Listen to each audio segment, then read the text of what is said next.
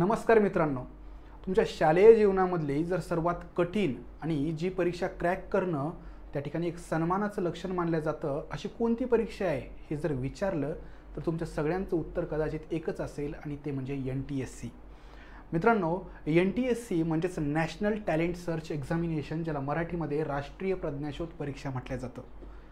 मुद्दामून या ठिकाणी केंद्र सरकारमार्फत ही परीक्षा आयोजित केली जाते. हेतू हा आहे की पूर्ण भारतामधले त्या ठिकाणी प्रज्ञावान आणि बुद्धिवान जे काही विद्यार्थी येतं तर त्यांचा शालेय स्तरावरच शोध घेणं. मित्रांनो, या परीक्षेच्या माध्यमातून या ठिकाणी या विद्यार्थ्यांचा शोध तर घेतला जातो, पण त्यांना त्या ठिकाणी एक प्रकारे देशाच्या स्तरावर स्कॉलर म्हटलं जातं, त्यांचा सन्मान केला जातो आणि एवढंच नव्हे तर त्यांना आर्थिकदृष्ट्या मदत देखील दिल्या जाते, स्कॉलरशिप दिल्या जाते. म्हणजे एकंदर या ठिकाणी दोन्हीही दृष्टीनं ही परीक्षा जी काही आहे तर ही एक महत्त्वाची परीक्षा ठरते. एक म्हणजे तुम्ही ही परीक्षा क्रॅक करणं हे खूप सन्मानाची गोष्ट समजल्या जाते आणि दुसरी म्हणजे तुम्ही जर ही परीक्षा क्रॅक करून त्या ठिकाणी मेरिटमध्ये आलात तर तुम्हाला एक आर्थिक फायदा देखील भेटतो. तर याच NTSC परीक्षेबद्दल आपण या ठिकाणी आज डिटेलमध्ये समजून घेऊया. तर इथं सगळ्यात पहिल्यांदा या ठिकाणी NTSC म्हणजे काय हे आपण ऑलरेडी बघितलंय. नॅशनल टॅलेंट सर्च एक्झामिनेशन कुणामार्फत ही परीक्षा घेतली जाते तर केंद्र शासनाची एक महत्त्वाची संस्था असणाऱ्या NCERT मार्फत ही परीक्षा जी काही आहे तर ही ऑर्गनाईज केल्या जाते.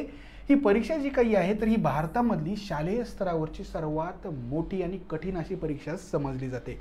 मित्रांनो, या ठिकाणी या परीक्षेच्या माध्यमातून विद्यार्थ्यांना स्कॉलरशिप मिळते, पण ही एवढीच गोष्ट यासाठी महत्त्वाची नाही आहे, तर याच्या माध्यमातून एक उच्च दर्जाचा मान देखील विद्यार्थ्यांना भेटत असतो. या परीक्षेमध्ये मेरिटमध्ये आलेले विद्यार्थी हे नॅशनल टॅलेंट समजले जातात आणि त्यांना देशाची प्रतिभा म्हणून त्या ठिकाणी कन्सिडर केलं जातं. मग आता इथं या ठिकाणी मित्रांनो, या परीक्षेच्या बद्दल जर बोलायला गेलं तरी परीक्षा किती भागांमध्ये आयोजित केल्या जाते, तरी परीक्षा 2 भागांमध्ये आयोजित केल्या जाते, स्टेज 1 आणि स्टेज 2. स्टेज 1च्या बाबत जर बोलायचं झालं तर ही त्या ठिकाणी स्टेट लेवलची परीक्षा असते. म्हणजे एकंदर मित्रांनो, ही NTSC जरी केंद्र शासनाची परीक्षा असली, NCERT मार्फत आयोजित केल्या जात असली तरी देखील पहिला जो टप्पा आहे तर तो त्या ठिकाणी स्क्रीनिंग टेस्ट असतो, चाळणी परीक्षा असतो. म्हणजे एकंदर पूर्ण भारतामधून या स्टेज 1साठी साधारणतः 10 ते 11 लाख विद्यार्थी बसतात. मग इथं या ठिकाणी मोजकेच विद्यार्थी सिलेक्ट करणं फार महत्त्वाचं असतं आणि या ठिकाणी ही जबाबदारी दिलेली आहे प्रत्येक राज्य शासनावर. म्हणजे एकंदर स्टेज 1 राज्यस्तरावर आयोजित केल्या जाते, त्यामधून स्टेज 1 मधून जे विद्यार्थी पास होतील तेच त्या ठिकाणी स्टेज 2 साठी इलिजिबल ठरवल्या जातात. मग आता इथं स्टेज 1 जो काही आहे तर तो टप्पा जो काही आहे तर तो राज्य शासनाच्या लेवलला असल्यामुळं सिलेबस देखील स्टेट लेवलचाच असतो. पण एकंदर जो एक्झाम पॅटर्न आहे तो मात्र सेम आहे, स्टेज 1 असो की स्टेज 2 असो. दुसऱ्या भागाची जी काही परीक्षा आहे तर ही नॅशनल लेवल परीक्षा असते आणि ही कुणामार्फत आयोजित केल्या जाते तर पूर्वी सांगितल्याप्रमाणे NCERT जी काही महत्त्वाची जी संशोधन संस्था आहे केंद्रीय स्तरावरची, तर तिच्यामार्फत ही स्टेज 2 आयोजित केल्या जाते. मित्रांनो, सर्वात महत्त्वाचा मुद्दा, परीक्षेसाठी पात्रता काय. जसं की आपण NMMS साठी बघितलं, आर्थिकदृष्ट्या दुर्बल घटकातले जे विद्यार्थी येतं तर त्यांनाच NMMSला बसता येतं. पण इथं तसं काही आहे का तर बिलकुल नाही मित्रांनो. या भारतामधल्या कोणत्याही शाळेमधला विद्यार्थी या परीक्षेला बसू शकतो. एवढंच नव्हे तर जे त्या ठिकाणी मुक्त पद्धतीनं शिक्षण घेणारे विद्यार्थी असतात तर ते देखील या परीक्षेला बसू शकतात. मित्रांनो, याच्याही पुढे जाऊन जर बोलायचं झालं तर जे विद्यार्थी भारतीय मुळाचे येतं म्हणजे भारतीय वंशाचे येतं पण परदेशामध्ये शिक्षण घेतात तर त्याही विद्यार्थ्यांना ही परीक्षा देता येते. पण सर्वात महत्त्वाचं, कितवीचे विद्यार्थी परीक्षा देऊ शकतात तर जे काही 10वीचे विद्यार्थी आहेत ना तर ते या ठिकाणी या परीक्षेला बसू शकतात.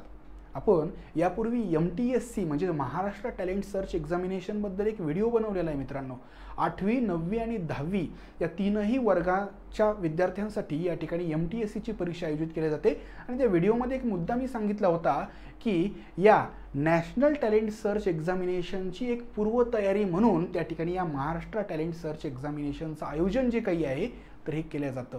आणि इथं NTSC जी काही परीक्षा आहे तर ही फक्त 10वीचे विद्यार्थी देऊ शकतात.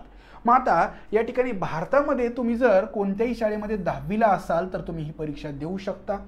आता समजा तुम्ही जर त्या ठिकाणी मुक्त शिक्षण पद्धतीमध्ये शिकत असाल आणि बाहेरून परीक्षा देणार असाल तर तुम्ही 10वीला पहिल्यांदाच त्या ठिकाणी बसलेले असायला हवं.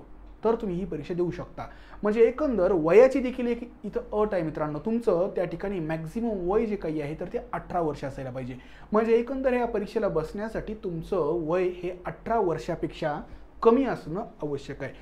आता एखादा विद्यार्थी परदेशामध्ये राहतो, तर या ठिकाणी परदेशामधले कदाचित जे काही वर्ग आहेत तर हे वेगळ्या पद्धतीचे असू शकतात. मग त्यांना या ठिकाणी 10वीच्या इक्विव्हॅलंट तिथं जो काही क्लास कन्सिडर केला जातो तर त्या क्लासमध्ये तो विद्यार्थी असेल तर तो देखील त्या ठिकाणी एक्झामला बसू शकतो. अट ही आहे की तो त्या ठिकाणी भारतीय वंशाचा विद्यार्थी असणं अपेक्षित आहे. आता या ठिकाणी भारतामधले जर विद्यार्थी असतील तर त्यांना स्टेज 1 द्यावी लागते त्यांच्या राज्यामधली, आणि त्यानंतर स्टेज 2 द्यावी लागते. स्टेज 1 पास झाला तरच स्टेज 2 देता येते. पण जे परदेशातले विद्यार्थी येतात तर त्यांच्यासाठी मात्र एक सवलत दिलेली आहे मित्रांनो. त्यांना स्टेज 1 देण्याची गरज नाही आहे. ते डायरेक्ट त्या ठिकाणी काय करू शकतात बरं, स्टेज 2ला बसू शकतात.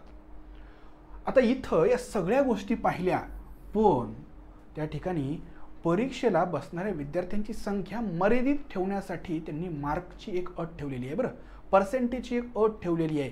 याचा अर्थ एखादा विद्यार्थी अगदी 40% वाला आहे, 45% वाला आहे, 9वीला त्याला 45%च पडलेत, तो विद्यार्थी NTSCला बसू शकतो का? तर नाही. मिनिमम त्या विद्यार्थ्याला 9वीला 60% मार्क्स असणं आवश्यक आहे. आणि त्यामुळंच त्या ठिकाणी विद्यार्थ्यांची संख्या जी काही आहे तर ती थोडीशी NCERTला कमी करता येते. पण तरी देखील विचार करा, अख्ख्या भारतामधून ही 60%ची अट असून देखील 10 ते 12 लाख विद्यार्थी या परीक्षेला बसतात.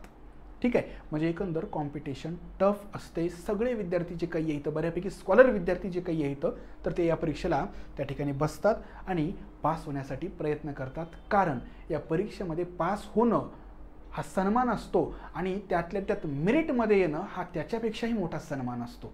ठीक आहे, त्याच्यानंतर या ठिकाणी ज्या विद्यार्थ्यांना दुसऱ्या स्टेजला जायचं आहे तर साहजिकच त्यांना पहिला टप्पा जो काही आहे तर तो पास व्हावा लागतो. एवढंच आहे की जे विदेशातून परीक्षा देणारे विद्यार्थी येतात तर त्यांना स्टेज 1 जी काही आहे तर ती नाही दिली तरी देखील चालते. त्याच्यानंतर परीक्षेचा सिलेबस काय आहे, तर या ठिकाणी पूर्ण 9वीचा आणि 10वीचा जो काही सिलेबस आहे तर तो या परीक्षेसाठी उपयुक्त आहे. म्हणजे एकंदर त्या सिलेबसवर आधारित ही परीक्षा असते. स्टेज 1 साठी तुमचा 9वी आणि 10वीचा स्टेट बोर्डाचा सिलेबस हा उपयुक्त असतो. स्टेज 2 साठी मात्र तुम्हाला NCERTचे जे काही बुक्स आहेत तर ते वापरावे लागतील. त्याच्यानंतर या ठिकाणी विद्यार्थ्यांना इथं कोणकोणत्या विषयांचा अभ्यास करावा लागतो, तर विद्यार्थ्यांना इथं 2 पेपर असतात. या ठिकाणी पहिला पेपर म्हणजेच त्या ठिकाणी मॅट, मेंटल ॲबिलिटी टेस्ट. ठीक आहे, आणि दुसरा पेपर जो काही आहे तर तो सॅट. तुम्ही त्या ठिकाणी आपली महाराष्ट्र टॅलेंट सर्च एक्झामिनेशन जर पाहिली तर त्याचा देखील पॅटर्न असाच असतो बघा. ठीक आहे, तुम्हाला यापूर्वी सांगितलं होतं की याच परीक्षेची पूर्वतयारी म्हणून या ठिकाणी महाराष्ट्रामध्ये ती MTSC आयोजित केल्या जाते. तर इथं या मॅटमध्ये काय केलं जातं तर बुद्धिमत्ता चाचणी जी काही आहे तर त्याच्यावर प्रश्न विचारले जातात. ठीक आहे, मेंटल ॲबिलिटी जी काही आहे, बुद्धिमत्ता चाचणीचे प्रश्न विचारले जातात. आणि जो काही स्कॉलॅस्टिक ॲप्टिट्यूड टेस्ट म्हणजेच त्या ठिकाणी शालेय प्रवणता चाचणी किंवा परीक्षा जी काही आहे तर त्याच्यामध्ये तुम्हाला सायन्सचे 40 प्रश्न येतात, सोशल सायन्सचे 40 प्रश्न येतात आणि मॅथचे जे काही आहे तर ते 20 प्रश्न विचारल्या जातात. त्यासोबतच त्या ठिकाणी तुमचं जनरल नॉलेज जे काही आहे तर हे देखील इथं महत्त्वाचं ठरत असतं. त्याच्यानंतर या ठिकाणी शिष्यवृत्तीची रक्कम किती असते मित्रांनो, साहजिकच तुम्ही त्या ठिकाणी शालेय जीवनामध्ये आहात, प्रत्येकाच्या मनामध्ये येतं की सर एवढा अभ्यास केल्यानंतर आर्थिक फायदा किती भेटतो. तर मित्रांनो भरपूर असा आर्थिक फायदा भेटतो. जर त्या ठिकाणी तुम्ही स्टेज 2 जर क्रॅक केली, स्टेज 2 जर तुम्ही क्रॅक केली आणि त्यामध्ये जर टॉप 2000 मध्ये आलात, पहिल्या 2000 विद्यार्थ्यांना शिष्यवृत्ती भेटत असते. किती बरं, 2000. म्हणजे 10 लाख विद्यार्थ्यांनी परीक्षा जर दिली स्टेज 1 तर फायनली फक्त 2000 विद्यार्थी जे काही आहेत तर हे मेरिटमध्ये स्कॉलरशिपसाठी निवडले जातात आणि या 2000 विद्यार्थ्यांना हा फायदा भेटत असतो. किती फायदा भेटत असतो तर 11वी आणि 12वीला त्यांना त्या ठिकाणी प्रत्येक महिन्याला 1250 रुपये भेटतात. किती बरं, 1250 रुपये, 1250 रुपये 2 वर्ष असे प्रत्येक महिन्याला. त्याच्यानंतर डिग्रीला आणि पोस्ट ग्रॅज्युएशनच्या वेळेस म्हणजे पदवी आणि इव्हन पदव्युत्तर शिक्षणाच्या काळामध्ये देखील तुम्हाला पैसे भेटतात. प्रत्येक महिन्याला किती तर 2000 रुपये. म्हणजे विचार करा, 11वी 12वीला प्रत्येक महिन्याला 1250 रुपये आणि तुमची डिग्री समजा जर 4 वर्षाची असेल आणि पोस्ट ग्रॅज्युएशन तुम्ही आणखी केलं 2 किंवा 3 वर्षाचं तर साधारणतः 6 ते 7 वर्ष तुम्हाला प्रत्येक महिन्याला 2000 रुपये भेटणार. एवढंच नाही मित्रांनो, तर तुमच्यापैकी काही विद्यार्थ्यांनी त्याच्यानंतर म्हणजे तुमच्या पोस्ट ग्रॅज्युएशनच्या नंतर PhD करण्याचा निर्णय घेतला तर या विद्यार्थ्यांना PhDच्या काळामध्ये देखील पैसा भेटतो. किती अमाऊंट असते तर हे सगळं युनिव्हर्सिटी ग्रँट कमिशन नावाची एक संस्था आहे मित्रांनो, केंद्र सरकारची. तर त्यांचे काही नॉर्म्स आहेत, तर त्या UGCनं ठरवलेल्या नॉर्म्सनुसार त्या ठिकाणी तुमच्या PhDच्या 5 वर्षांच्या 4 वर्षांचा जो काही काळ आहे तर त्या काळामध्ये तुम्हाला त्या ठिकाणी ही स्कॉलरशिपची अमाऊंट भेटते. म्हणजे एकंदर एकदा तुम्ही 10वीला या मेरिटमध्ये आलात तर तुमच्या शिक्षणाच्या शेवटापर्यंत तुम्हाला या ठिकाणी आर्थिक मदत होत असते आणि जो सन्मान भेटतो प्रत्येक ठिकाणी तुम्ही सांगू शकता की मी NTSCचा त्या ठिकाणी स्कॉलर आहे, मी मेरिटमध्ये आलेला विद्यार्थी आहे. त्याच्यानंतर मित्रांनो नेक्स्ट जे काही आहे तर ते म्हणजे इतर ठिकाणी काय फायदा होतो. पैसा तर मिळत जाईल, ठीक आहे, पैसा महत्त्वाचा नाही आहे, पण त्यासोबत इतर बऱ्याचशा ठिकाणी NTSC क्रॅक केलेल्या आणि मेरिटमध्ये आलेल्या विद्यार्थ्याला फायदा होतो. सर्वात महत्त्वाचं तुमची NDA परीक्षा जी काही असते, ठीक आहे, तुम्हाला आर्मी, नेव्ही आणि एअरफोर्समध्ये जर ऑफिसर रँकिंग हवी असेल तर 12च्या विद्यार्थ्यांना NDAची परीक्षा द्यायची असते. तर त्यांचा एक इंटरव्ह्यू असतो मित्रांनो, SSBचा इंटरव्ह्यू असतो. या इंटरव्ह्यूमध्ये त्या ठिकाणी जे NTSC स्कॉलर आहेत ना तर त्यांना निश्चितच महत्त्व दिलं जातं. म्हणजे NTSC क्रॅक केलेले जे विद्यार्थी आहेत त्यांना त्या ठिकाणी तिथं थोडासा फायदा होतो. त्याच्यानंतर दुसरं म्हणजे तुम्ही IITच्या बाबत जर पाहायला गेलं म्हणजे तुम्हाला 12वीच्या नंतर इंजिनिअरिंगला जायचं आहे, IITमध्ये प्रवेश करायचा आहे, तर तुम्हाला माहिती आहे JEE सारखी एक्झाम तुम्हाला द्यावी लागते, ठीक आहे. JEE त्या ठिकाणी जी काही परीक्षा आहे तर त्याच्यामध्ये त्या ठिकाणी तुम्ही जेव्हा JEE ॲडव्हान्स क्रॅक करता ना त्याच्यानंतर तुम्हाला IITला प्रवेश भेटत असतो. पण मित्रांनो IIT हैदराबादचा जर विचार केला तर त्यांनी तब्बल 15 सीट ज्या काही आहेत तर या NTSC स्कॉलर विद्यार्थ्यांसाठी राखीव ठेवलेल्या आहेत.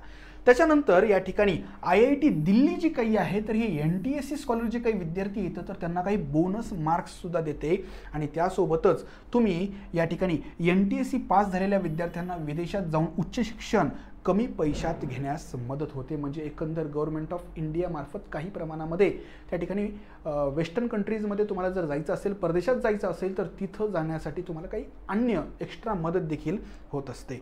त्यासोबतच NTSC परीक्षा जे काही पास झालेले विद्यार्थी येतं तर त्यांना प्रायव्हेट सेक्टरमध्ये देखील प्रेफरन्स दिला जातो कारण त्यांनी स्वतःची बुद्धिमत्ता जी काही आहे तर ती सिद्ध केलेली आहे, ठीक आहे. त्यामुळंच मी तुम्हाला पहिल्यांदाच सांगितलं की या NTSC स्कॉलर विद्यार्थ्यांना देशाची प्रतिभा समजल्या जातं, ठीक आहे. ही देशाची ॲसेट आहे, यांना त्या ठिकाणी प्रत्येक ठिकाणी मान सन्मान त्या ठिकाणी मिळत असतो. त्याच्यानंतर परीक्षेचा पॅटर्न कसा असतो तर मी तुम्हाला ऑलरेडी सांगितलेलं आहे. 2 पेपर असतात. पहिला आहे मॅट म्हणजेच मेंटल ॲबिलिटी टेस्ट आणि दुसरा जो काही आहे तर तो स्कॉलॅस्टिक ॲबिलिटी टेस्ट म्हणजे सॅट. दोनही पेपर प्रत्येकी 100 मार्कांचे असतात. किती बरं? 100 प्रश्न 100 मार्क. वेळ किती असतो तर प्रत्येक पेपरसाठी 120 मिनिटांचा वेळ आहे. म्हणजे हे 120 मिनिट, हे 120 मिनिट म्हणजेच 240 मिनिट झाले. म्हणजे एकूण 4 तासाचा हा ड्युरेशन असतो. 2 पेपरसाठी 4 तास आणि मार्क्स किती बरं तर 200 मार्क. ह्याचे 100 मार्क, ह्याचे 100 मार्क. आता ही परीक्षा जी काही आहे तर ही MCQ प्रकारची असते. निगेटिव्ह मार्किंग असते का? नाही, निगेटिव्ह मार्किंगची पद्धत नसते. त्यासोबतच या ठिकाणी इथं जर बघितलं तर परीक्षा ऑफलाईन आहे का ऑनलाईन आहे तर सध्या तरी ही परीक्षा ऑफलाईन पद्धतीनं पेन अँड पेपर मोडमध्ये ही होत असते. त्यामुळं या ठिकाणी आपण या कंडिशनला तरी म्हणू शकतो की परीक्षा MCQ पद्धतीची असते, ऑफलाईन असते आणि निगेटिव्ह मार्किंग नसते. म्हणजे एकंदर या परीक्षेचा पॅटर्न जो काही आहे तर तो तुम्हाला बऱ्यापैकी समजला असेल.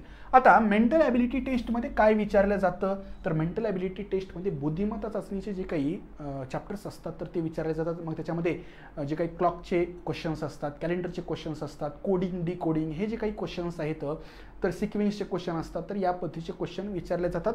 आणि इथं या सॅटच्या बाबत जर विचारायला गेलं तर सॅटमध्ये मात्र त्या ठिकाणी 40 प्रश्न जे काही आहेत सॅटमध्ये 40 प्रश्न हे सायन्सचे असतात. कशाचे बरं? सायन्सचे. त्यानंतर 40 प्रश्न जे काही आहेत तर हे सोशल सायन्सचे असतात आणि उरलेले जे काही 20 प्रश्न आहेत तर ते मॅथचे असतात. बघा त्या ठिकाणी सॅटचा पेपर जो काही आहे तर त्याचं डिस्ट्रीब्युशन क्वेश्चन्सचं या पद्धतीनं असतं. 40 क्वेश्चन्स सायन्सचे असतात. त्याच्यामध्ये त्या ठिकाणी फिजिक्सचे, केमिस्ट्रीचे आणि बायोचे क्वेश्चन विचारले जातात.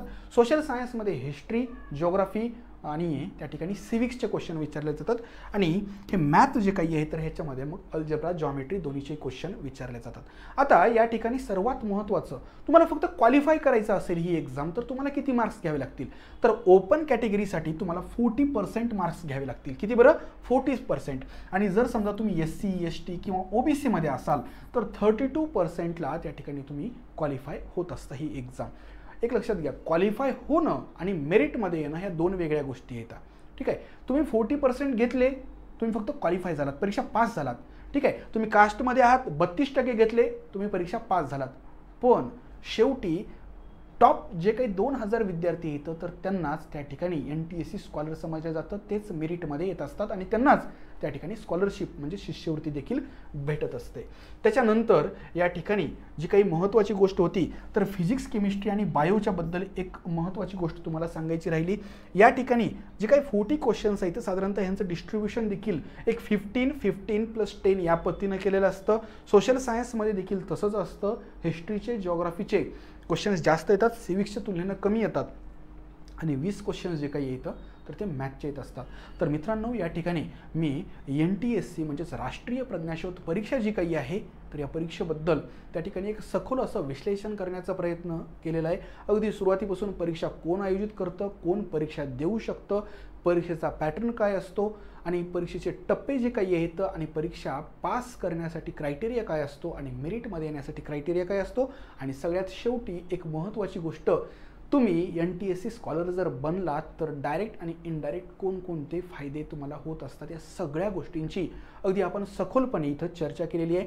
मित्रांनो या ठिकाणी आपण ऑलरेडी NMMS MTSC आणि यानंतर आता या NTSC बद्दल चर्चा करत आहोत आणि याच्यानंतर आपण आपल्या स्कूल एज्युमॉल या चॅनलच्या माध्यमातून इतरही ज्या काही वेगवेगळ्या परीक्षा येतात त्याच्यामध्ये मग स्कॉलरशिप आहे, नवोदय आहे आणि त्यासोबतच डॉक्टर होमी भाभा बालवैज्ञानिक परीक्षा आणि इतर काही ऑलिम्पियाडसारख्या ज्या काही परीक्षा येतात याही परीक्षांबद्दल सखोल असं मार्गदर्शन करणारे व्हिडिओ तुम्हाला इथं भेटून जातील। त्यामुळे एक गोष्ट नक्की करा, ते म्हणजे चॅनल सबस्क्राईब करा, बेल आयकॉन दाबा, जेणेकरून त्या ठिकाणी नवीन व्हिडिओ आल्यानंतर तुम्हाला नोटिफिकेशन जे काही आहे तर ते लवकरात लवकर मिळेल। मित्रांनो चॅनल जर आवडला असेल, व्हिडिओ जर आवडला असेल तर कमेंट बॉक्समध्ये नक्कीच तुमची प्रतिक्रिया लिहा। तुमच्या काही शंका असतील तर त्या देखील तुम्ही कमेंट बॉक्समध्ये विचारू शकता। लवकरच भेटूया नेक्स्ट व्हिडिओच्या निमित्तानं, तोपर्यंत खूप खूप धन्यवाद।